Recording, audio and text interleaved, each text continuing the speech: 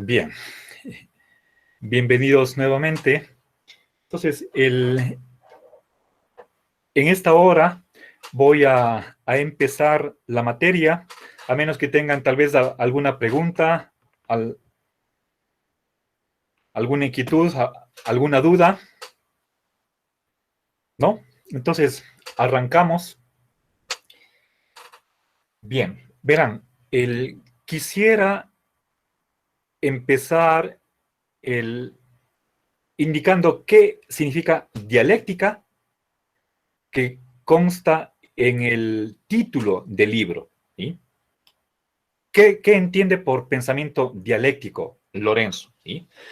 Lorenzo, antes de ser marxista, al entrar a la universidad de joven, ya había conocido el pensamiento de Hegel. Entonces, la entrada que tiene Lorenzo a la dialéctica fue a través de Hegel. Obviamente, lo que hacen los marxistas es tomar ese método dialéctico y darle un giro materialista. ¿Sí?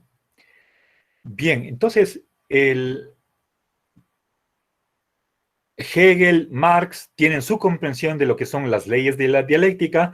Lorenzo lo que quiere recalcar al utilizar este calificativo de dialéctica es dos cosas.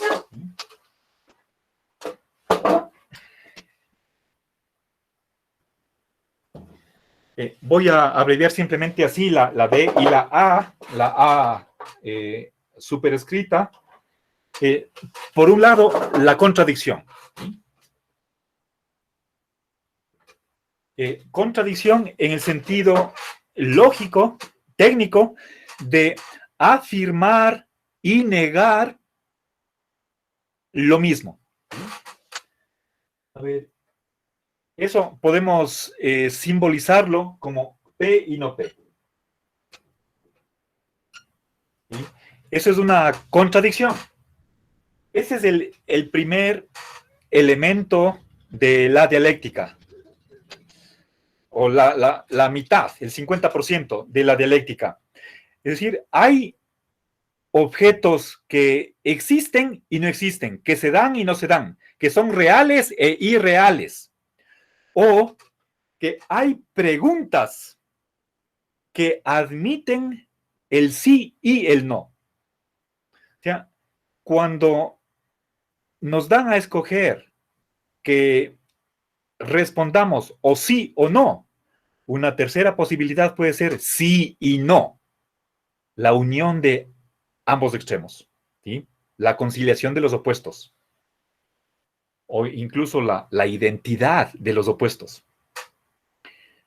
Eso quiere decir que, hablando en términos ontológicos, un mismo objeto, a la vez, bajo el mismo aspecto, puede tener una propiedad y su contraria, su contradictoria. Algo puede ser alto y bajo, flaco y gordo, cercano y distante. ¿Sí? Eso es contradicción. El mundo es contradictorio, las cosas son contradictorias. Hay contradicciones verdaderas. Esa es la primera parte de lo que afirma la dialéctica. Y en segundo lugar, como explicación, como condición de posibilidad de esa contradicción, vienen los grados. Grados de verdad, grados de existencia.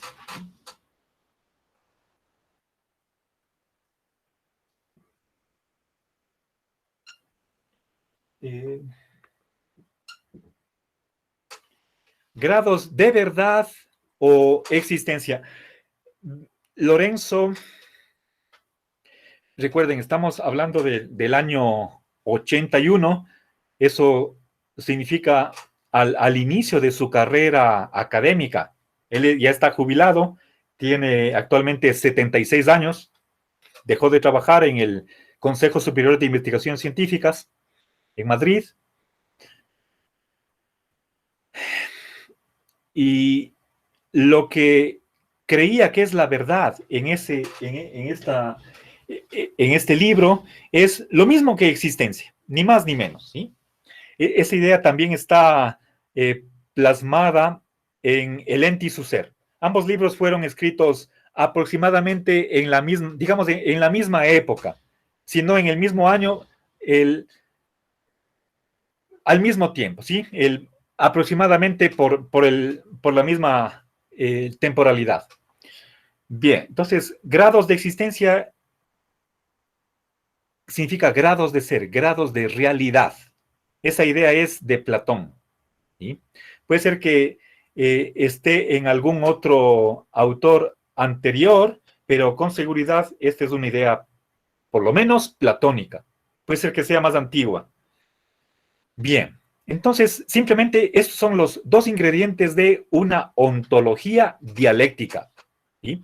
Les decía que los manuales, los textos de estudio de nuestra asignatura, a veces están claramente orientadas con una determinada corriente, puede ser marxista, fenomenológica, neoescolástica, y hay textos que son neutrales, eclécticos, y obviamente los hay que atacan a la metafísica, ¿sí? No vamos a detenernos en discutir si es que realmente es posible una reflexión ontológica que nos lleve a la verdad, ¿sí? Simplemente nos vamos a lanzar de lleno, de golpe, desde este momento, a cuestiones netamente ontológicas, ¿sí? Bien, el método que vamos a utilizar es el de la filosofía analítica, que básicamente se caracteriza por dos normas y dos cánones, ¿sí?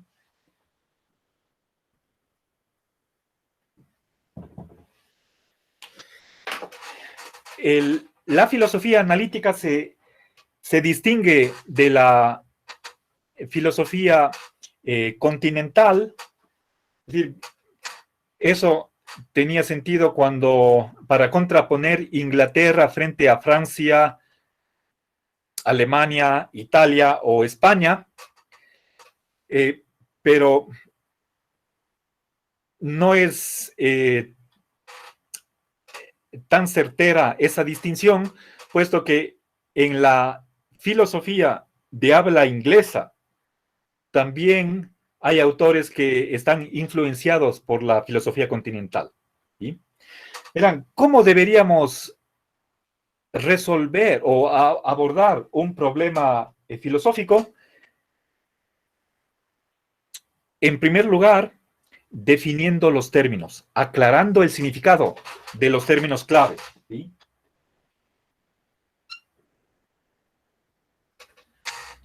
Términos oscuros que sean aclarados en función de un vocabulario de sentido común, que se los entiende antes de adentrarse a una teoría, ¿sí? De lenguaje ordinario, ¿sí? Entonces, estoy analizando lo que es complicado, difícil, oscuro, en términos de lo que preteoréticamente se entiende, ¿sí? Y es sencillo de comprender. En segundo lugar, la filosofía analítica sostiene que la manera de justificar una tesis, una opinión, es por medio del razonamiento, ¿sí?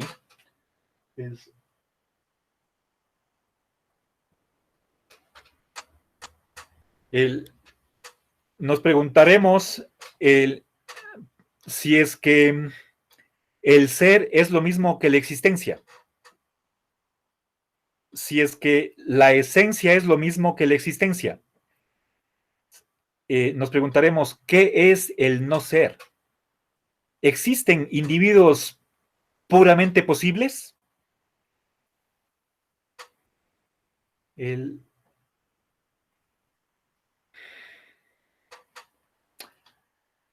a ver, podríamos preguntarnos si el universo tiene un comienzo en el tiempo, es finito o infinito, temporalmente, etcétera, etcétera. ¿cómo vamos a resolver esos problemas? Si es que fuéramos empiristas, diríamos, no hay cómo. Y por lo tanto, esos problemas son un sinsentido. Esa es la posición de los neopositivistas. Adiós a la metafísica. Entonces, hoy, segundo día de clases, declaramos la metafísica difunta y terminó el curso. ¡Viva! Nos vemos el próximo año. No, un ratito. Yo no soy neopositivista, no soy empirista. ¿Sí? Hay filósofos analíticos que son empiristas y tratarán de argumentar a favor de su posición. En la medida en que lo hacen, están reconociendo que la manera de ser convincentes es a través de la demostración lógica. Sentemos ciertas premisas que creemos que son verdaderas, utilicemos la lógica y de ahí saquemos una conclusión. Eso es un razonamiento. ¿Sí? Entonces, tengo premisa 1, premisa 2, tengo un número finito de premisas y de ahí, por medio de una regla de inferencia, saco una conclusión. Por lo tanto, Q. ¿Sí? Bien. Esto es razonar. Si es que las premisas son verdaderas, ¿sí? Y la regla de inferencia que estoy utilizando, ¿sí?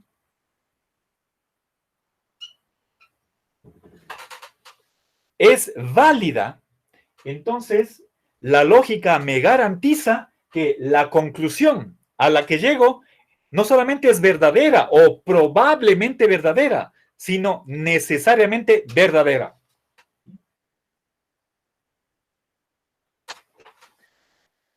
Bien, esta es la fuerza que tiene la argumentación. Puede tener poder de convencimiento.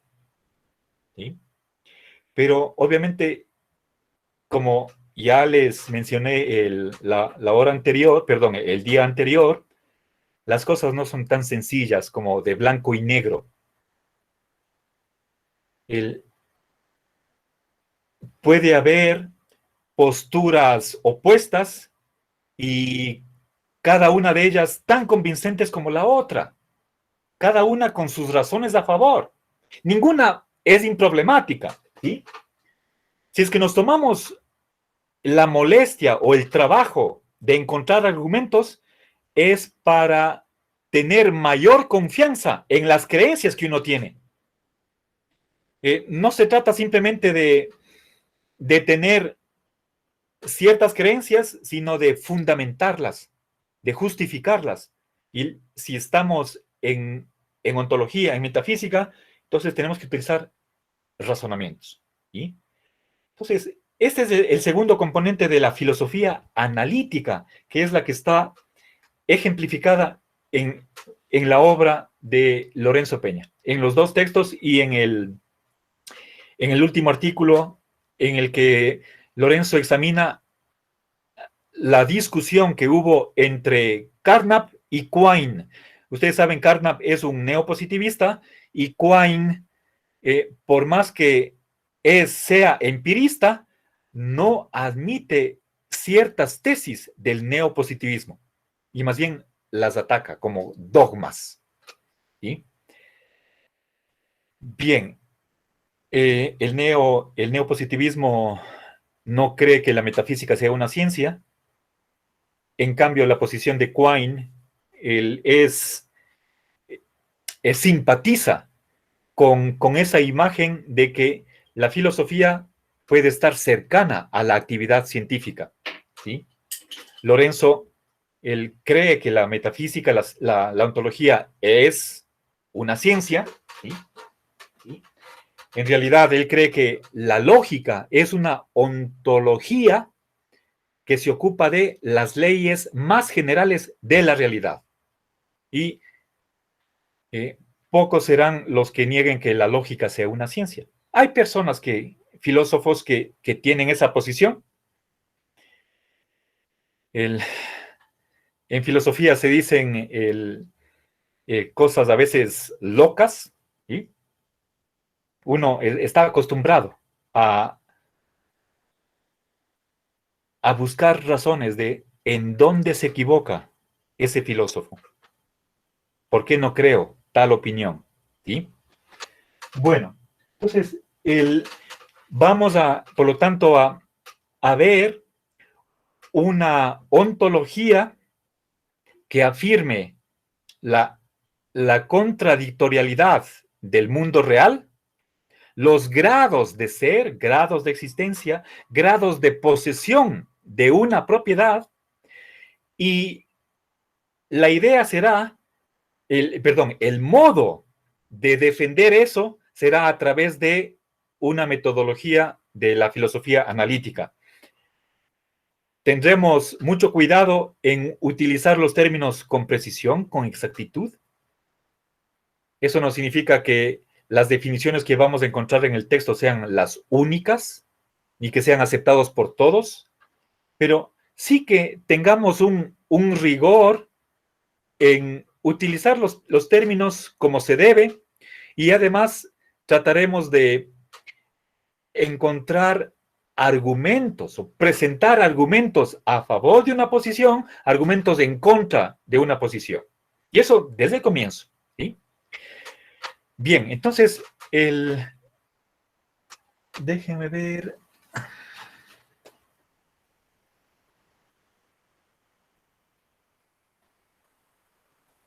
Verán, para avanzar, Lorenzo en estos años, a inicios de los 80, se inventó una palabra para calificar su pensamiento filosófico, sobre todo ontológico, y le dio el nombre de ontofántica.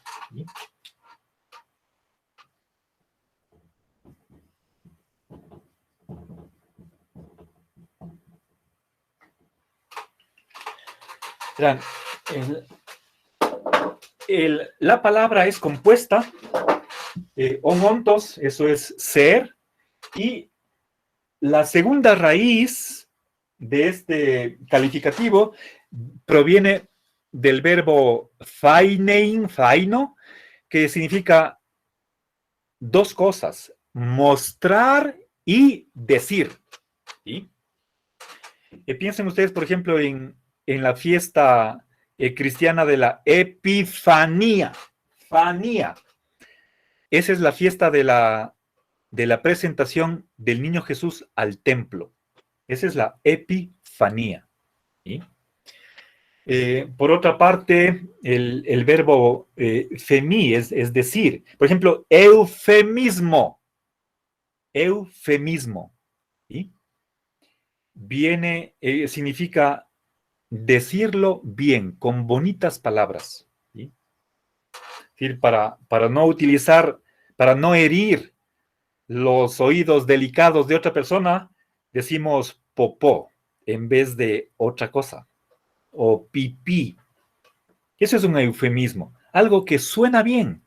Entonces, supuestamente el verbo femi, decir, viene de este otro verbo, del cual también forma parte el verbo faino, que es, de ahí viene, por ejemplo, también la palabra fenomenología, el aparecer. ¿Sí? Entonces, ¿qué quiere decir Lorenzo con esta palabra? Que el ser, la realidad, se dice y se muestra en el lenguaje. ¿Sí?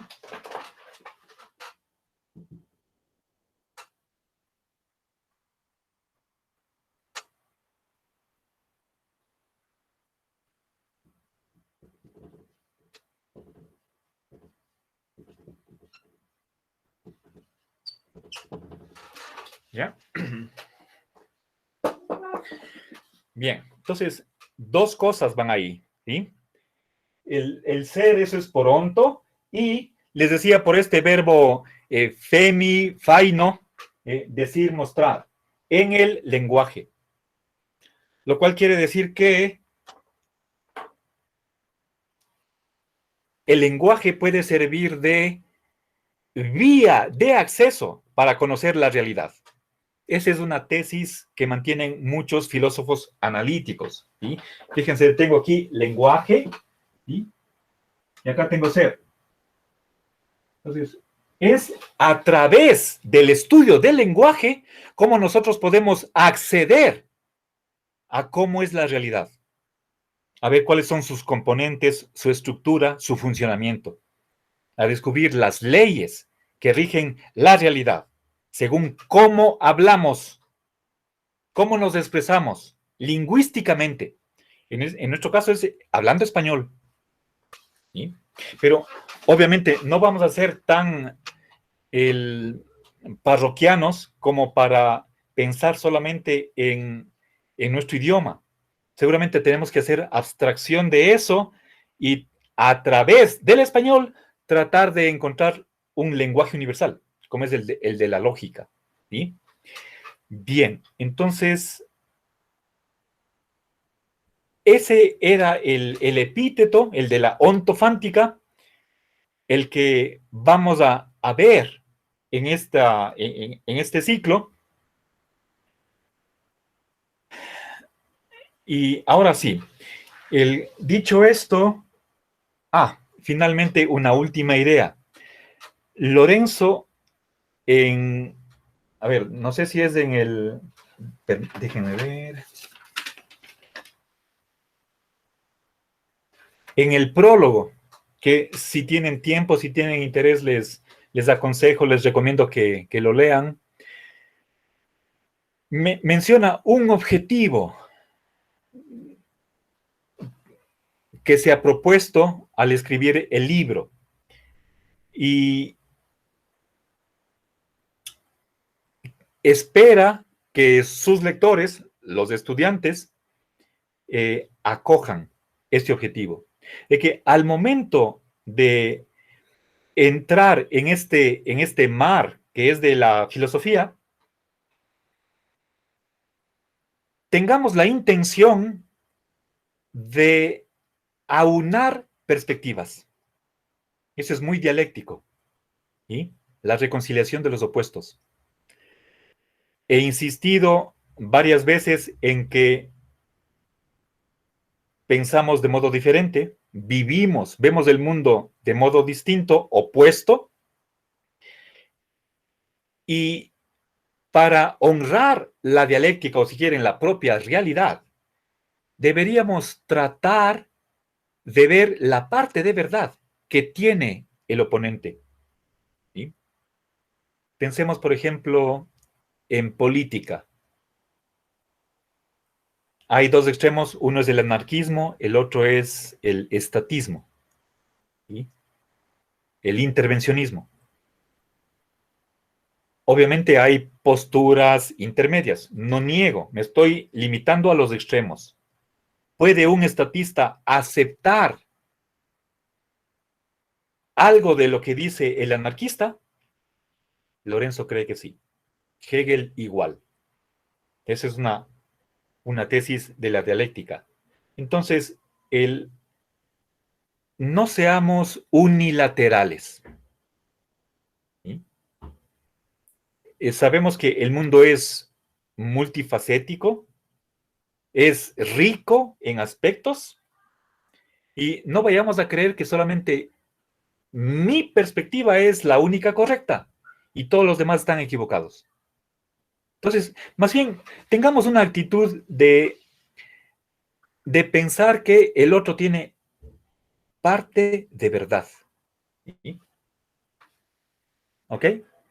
Bueno, pero no estoy haciendo un llamado al creer que todo vale, que todo es igualmente valioso, igualmente verdadero. Eso no. Tal vez de entrada, Lorenzo va a creer que toda teoría tiene algo de verdad. La pregunta es, ¿cuánto de verdad? cuán verdadera es esa otra posición. Y ahí entramos en grados. Puede ser mucho, puede ser poco. No es lo mismo 20% que 70%. ¿Sí? Eso es algo también que acepta Lenin.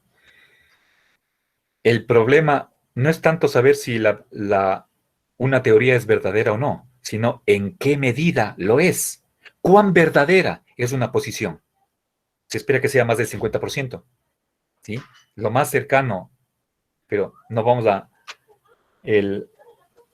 Bueno, quizás algunas se puede demostrar, esta teoría es absurda, ilógica, por lo tanto, 0% de verdad.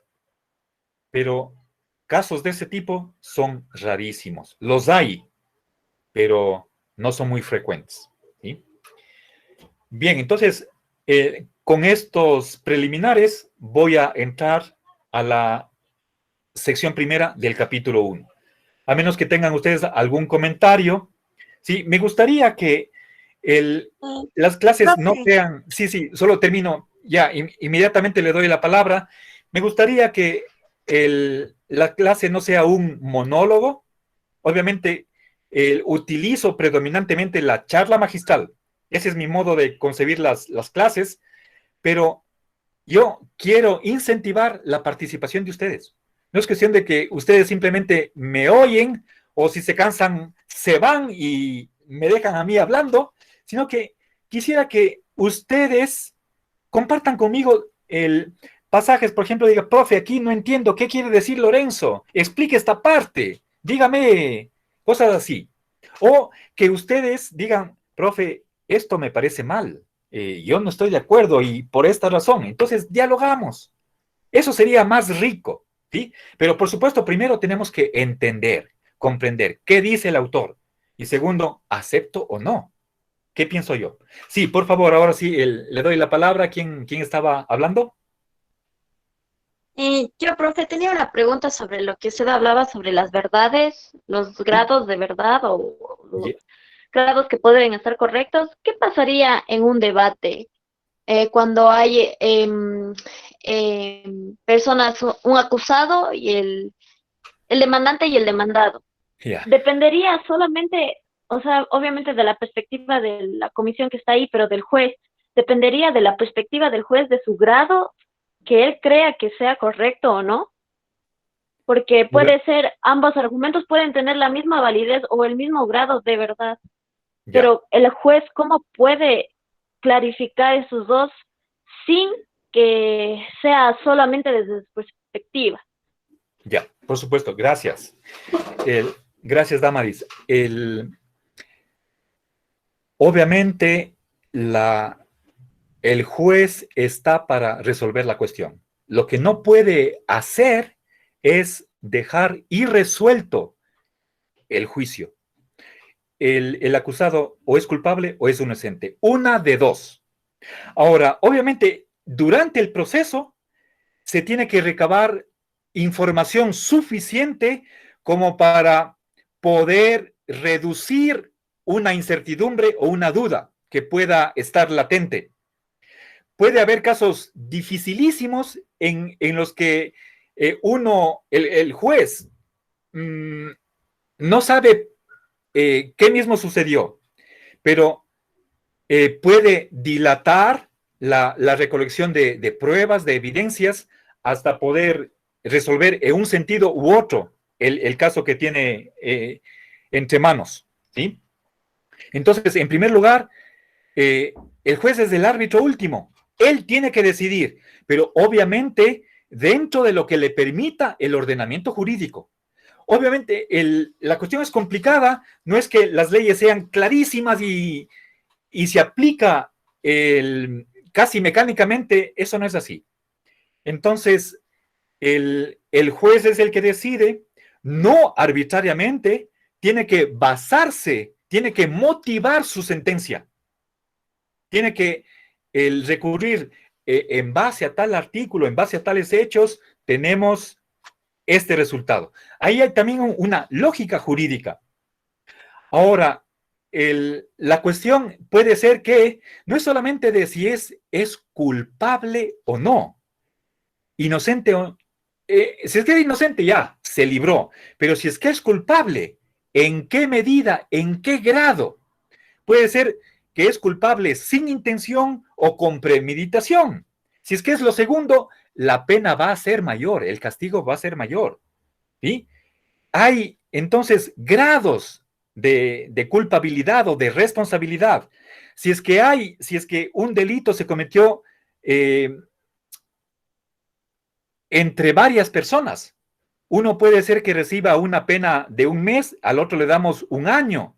Entonces, ahí hay grados, ¿sí? ¿Cuán culpable es una persona? Y según eso viene el castigo. Y eso está en la ley, ¿sí? Por ejemplo, en el Código Civil Español, quien no socorre a una persona que se ha accidentado, pudiendo hacerlo y sin riesgo para su propia vida, puede recibir una pena de entre, si no estoy mal, no, si no recuerdo mal, entre 8 meses y un año.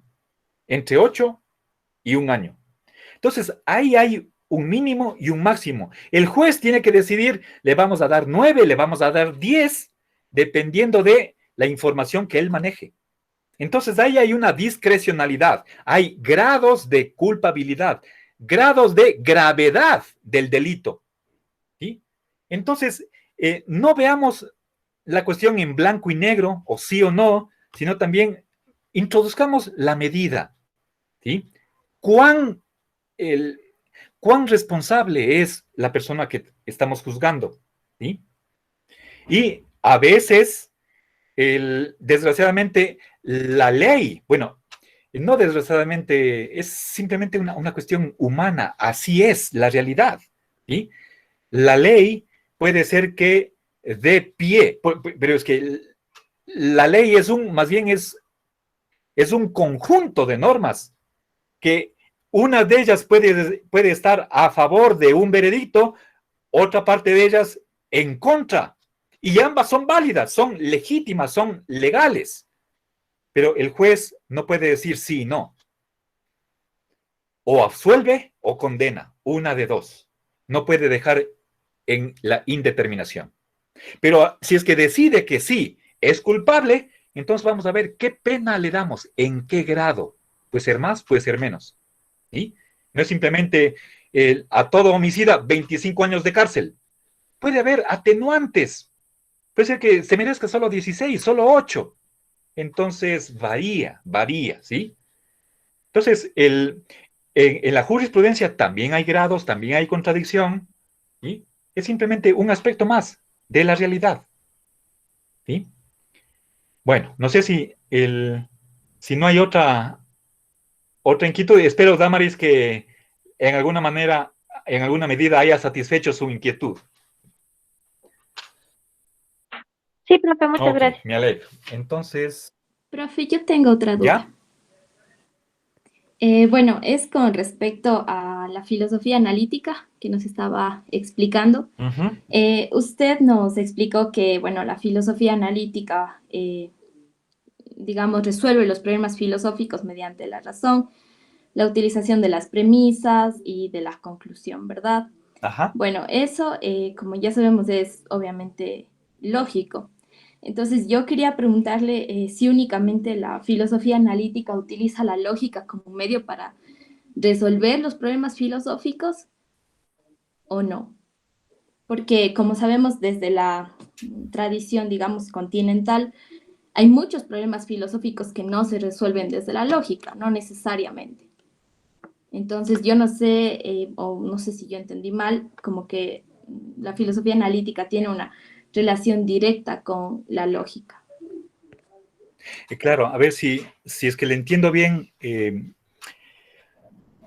los analíticos se caracterizan por la utilización de la lógica para justificar una determinada propuesta de solución. Si es que, pero, digamos, no es el único modo de probar algo, pero sí el predominante. ¿sí? Ahora, si es que alguien no acepta la lógica, entonces creo que no tendría méritos para llamarse filósofo analítico.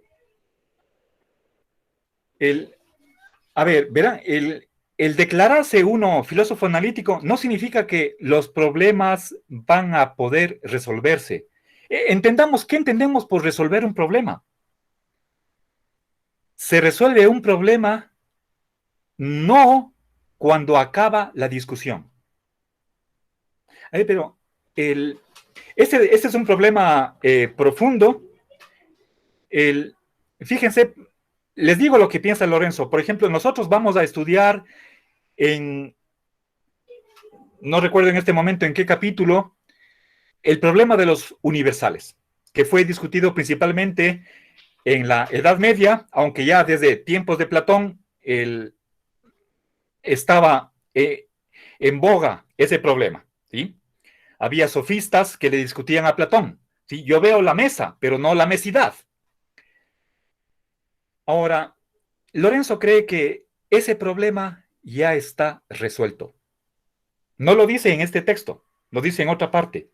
Pero eso no quiere decir que los filósofos no sigan discutiendo sobre ese mismo problema. ¿Sí? Es como decir los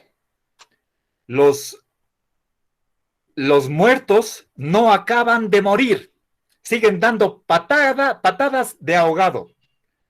Es como cuando pensemos, y discúlpenme si es que pongo un ejemplo que tal vez no viene tan a cuenta. Vemos elecciones para un cargo político. Pierde un partido. Hace acusaciones de fraude electoral. Hay conteo de votos. Traen a veedores internacionales. Testifican y dan su conclusión. Y a pesar de eso, no se contentan. Son malos perdedores y sí siguen dando lío. ¿Sí? Piensen con Guaidó en Venezuela.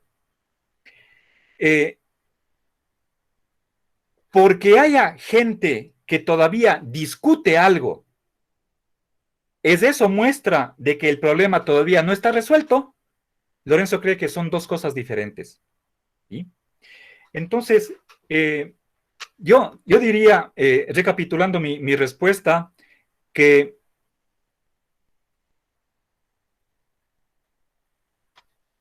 tendríamos dos alternativas frente a un problema. En principio, o por método, diríamos que si hay una manera de acercarnos a la verdad, eso es por vía de razonamientos. Si podemos construir a partir de premisas, sacamos una conclusión que sea válida, eso nos daría un indicio de que tenemos la verdad. Obviamente no va a ser una confianza al 100%, es una cuestión nuevamente de grados. ¿Sí? Podemos tener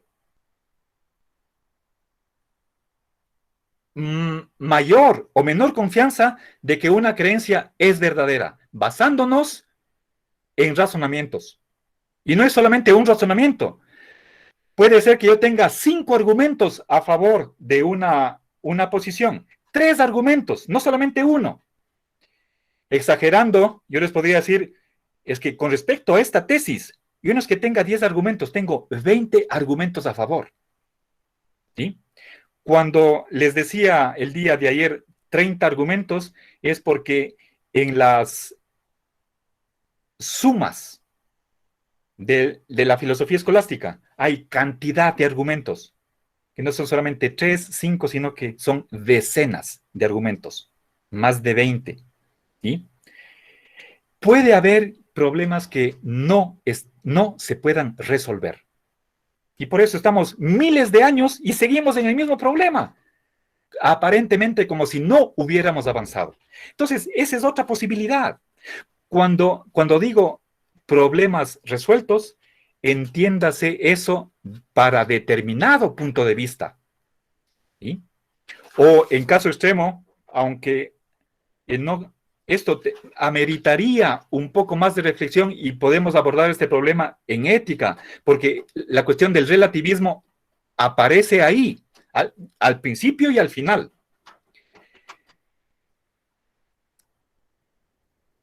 Resolver problemas no va a ser por unanimidad, por consenso, que todos nos ponemos de acuerdo que esta teoría está totalmente equivocada.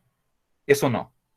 Pero para una persona, por ejemplo, si me preguntan a mí, usted, profe, ¿qué piensa? Yo puedo decir, para mí, el que tiene la razón es la teoría 1, la teoría 2, la que sea. Pero eso no quiere decir que si es que yo digo, la teoría 1 es la correcta, un defensor de la teoría 2 tenga que aceptar ese veredicto. No. Va a decir, el que está equivocado soy yo. Entonces, en parte, en filosofía, estamos en eso. Si es que se ponen a dialogar dos filósofos que adoptan posiciones antagónicas, pueden dialogar por años y no darle la razón al otro.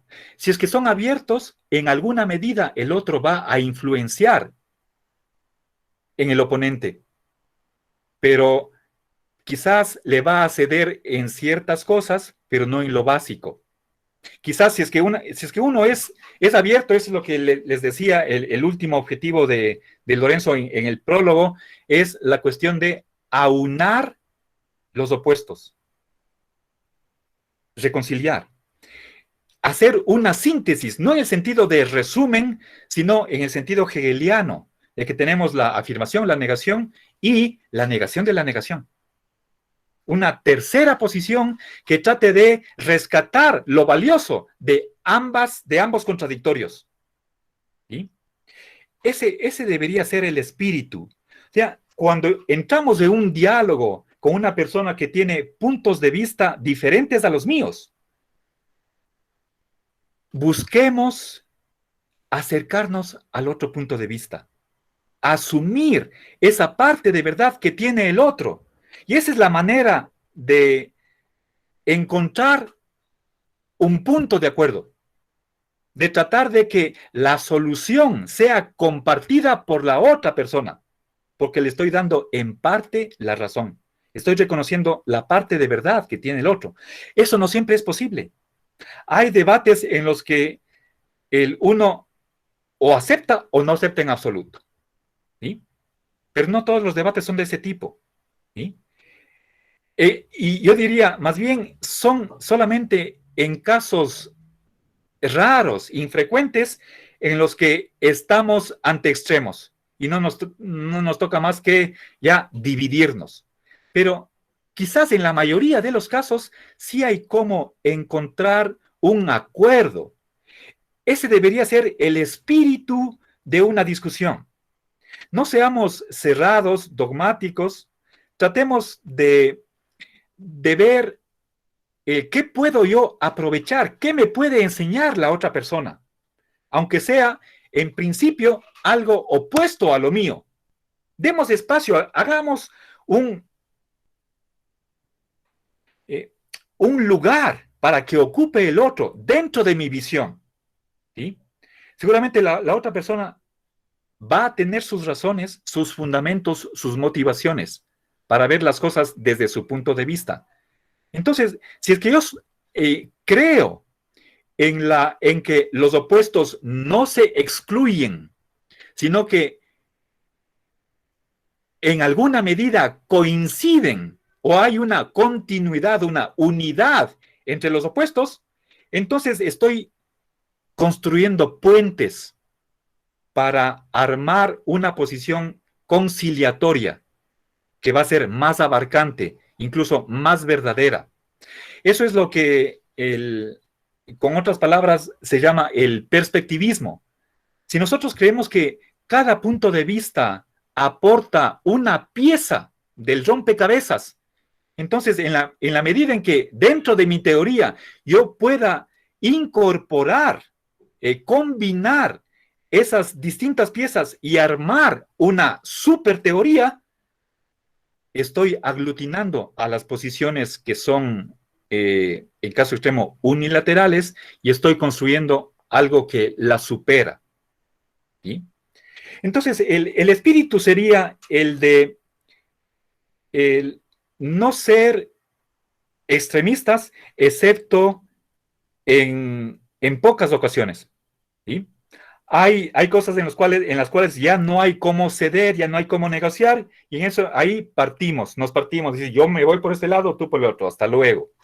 Pero el, que esas ocasiones sean mínimas y más bien tratemos de encontrar qué tenemos en común para hacer fuerza y lograr ver de la misma manera. Pero esa visión en la que nos ponemos de acuerdo va a ser compleja, no va a ser tan sencilla. ¿Sí? Entonces, no sé si quizás le ayudo, Gabrielita, en algo he aportado a su inquietud o tiene todavía algo que le esté rondando la cabeza. Sí, profe, o sea, yo, bueno, quería un poco ver si hay ese vínculo entre la filosofía analítica y la lógica, y si quizá, bueno, no sé, desde mi punto de vista, conozco más autores continentales y la filosofía de ellos ha sido la que más ha llegado a mis ojos, ¿no? A mi lectura. Entonces, no sé, me da la impresión que quizá el filósofo analítico eh, quizá está tomando una posición muy reduccionista al intentar tratar problemas filosóficos. No voy a decir resolver porque no era esa mi intención. Tratar problemas filosóficos desde la lógica. Eso era únicamente mi duda o más o menos lo que yo pensaba. No sé si estoy equivocada, por eso le consultaba. Ya. Bueno, verá, la posición, lo que les acabo de decir, la última idea y no puse acá. Voy a escribir porque es una norma metodológica. La de, a ver,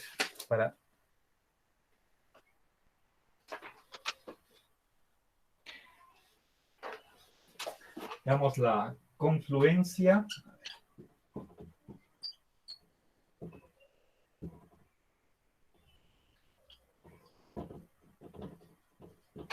¿Ya?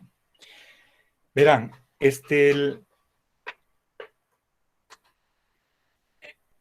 el libro de Fundamentos de Ontología Dialéctica es del año 81, y ahí en el prólogo está esta idea de conciliar los opuestos, de aunar visiones diferentes, teniendo en cuenta que hay un pluralismo, que no pensamos igual.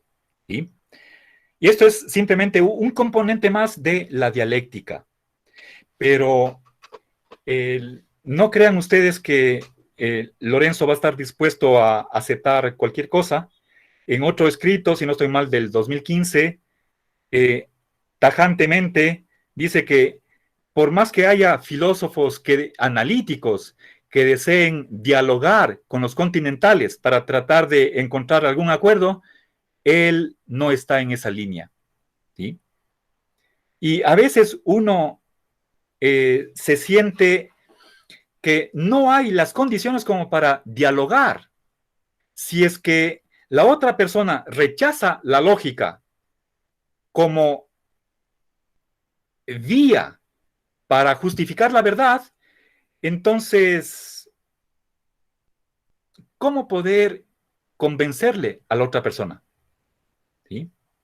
Entonces, si me quitan esa base, que es la plataforma para construir una teoría, entonces me derrumban, me serruchan el piso y no hay manera de dialogar. ¿Sí?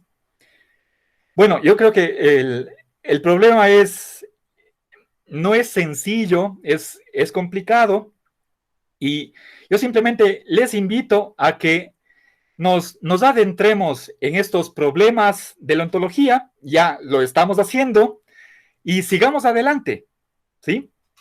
Bueno, se me acabó la hora, les agradezco muchísimo, y estén atentos para les pondré a ustedes el cronograma de las lecturas completas para que sigan avanzando en este estudio que espero que les sea de su interés y les sirva para algo, ¿sí? Muchas gracias, que pasen bien. Hasta luego. Muchas gracias. Gracias, profe. Gracias, profe. Gracias, hasta mañana. Hasta luego.